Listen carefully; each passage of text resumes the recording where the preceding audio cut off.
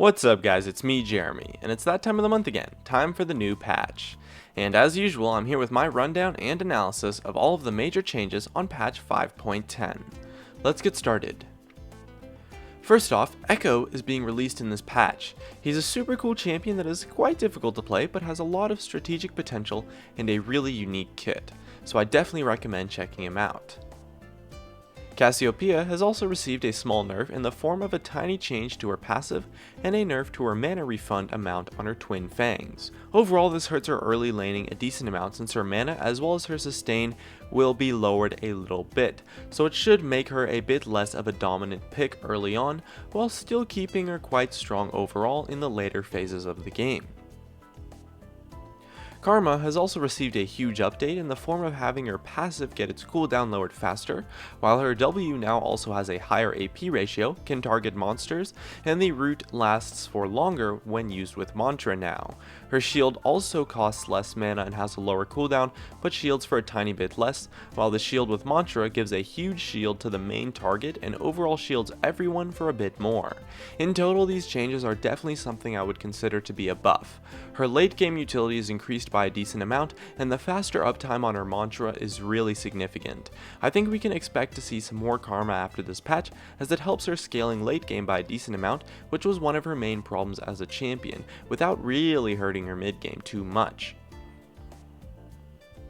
Rek'Sai has had her base health decreased by a little over 40. This makes her early game much more punishable, and she wasn't really the strongest early game jungler out there already, so it makes her a lot more vulnerable to solo invades as a whole, and should help weaken her a tiny bit, since it hurts her level 3 and level 4 ganks, and especially 2v2s by a decent amount, and so she can get punished hard in the early game for it, especially with a nice counter gank. This change does a decent job of toning her down, while also still keeping her kit relatively strong, so she'll definitely still be really good. Ryze has also received some major buffs in the form of increased duration and fluidity of his passive, while also increased damage on his overload and increased duration on his ultimate. I think these changes actually give Ryze a pretty nice leg up, and so hopefully we'll be able to see him some more.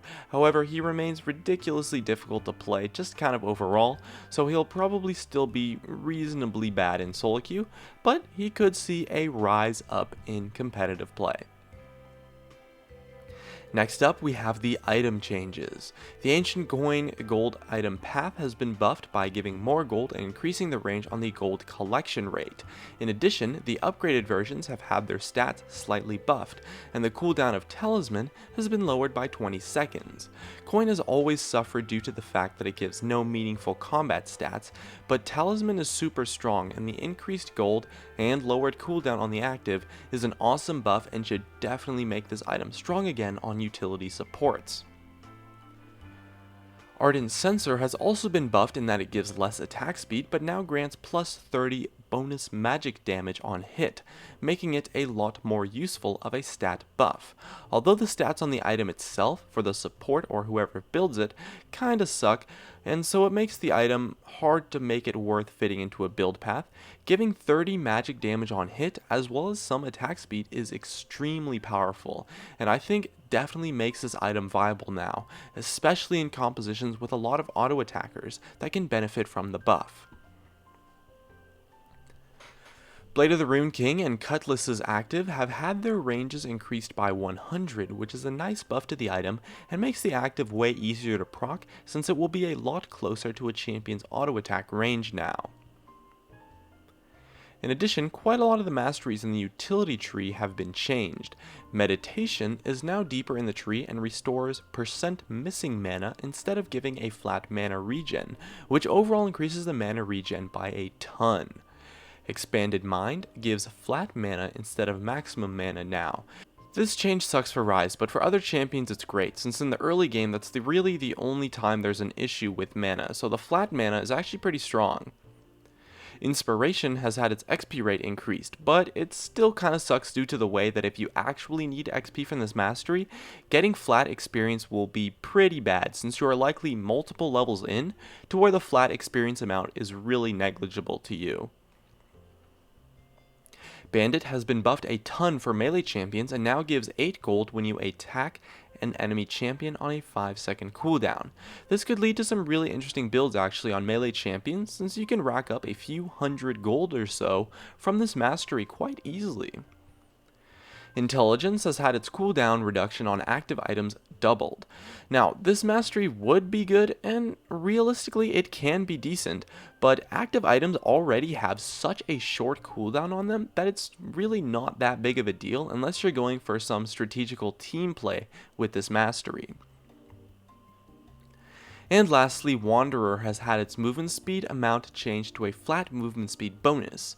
In comparison, it now gives 20 flat movement speed from 5% bonus movement speed. And 20 flat move speed is 5 less move speed than Boots 1, while the 5% move speed would give about 16 to 17 or so flat move speed at level 1, but would scale up to about 25 to 30 movement speed as the game went on. So it's a little bit stronger in the early game, and it's a little bit weaker in the late game now. In addition, super minions have had their magic resistance reduced by 10, so mages should have an easier time clearing the creep waves after an inhibitor goes down. This should make defending while inhibs are down a decent amount easier, so it's a pretty nice change. And jungle camps now reset at a slightly shorter range, so watch out and be careful when leashing and kiting camps, since they will reset sooner now. And lastly, Hexakill on the Twisted Tree line will be coming out on this patch. It's a pretty goofy game mode, and I had some fun with it when I tried it out on the PBE, so definitely give it a shot.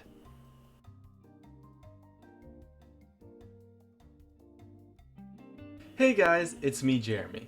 Thanks for watching my video. If you enjoyed it, definitely make sure to hit that like button so I can tell, as well as you can check me out on Facebook and Twitter at Gaming Curios. And check me out on Twitch too, I do weekly streams. And if you really enjoyed the video, make sure to subscribe, as well as you can check out some of my other content up above. Anyways, that's going to be it. Thank you so much for watching, and of course, I'll see you guys next time.